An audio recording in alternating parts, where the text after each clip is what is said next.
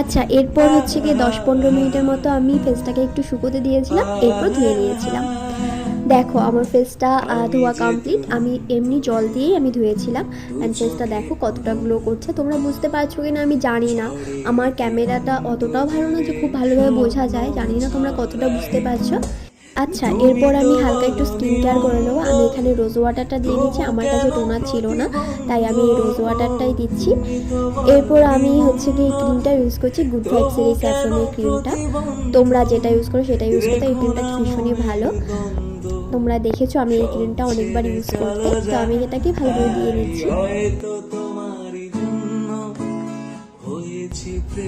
তো তোমাদের কেমন লাগলো এই ভিডিওটি অবশ্যই আমাকে কমেন্টে জানাবে। ভালো লাগলে অবশ্যই আমার চ্যানেলটিকে সাবস্ক্রাইব করে দিয়ে যাবে। তো তোমরা যদি একটু হেল্পফুল হয়ে থাকো তাহলে আমাকে অবশ্যই জানাবে। ওকে, বাই।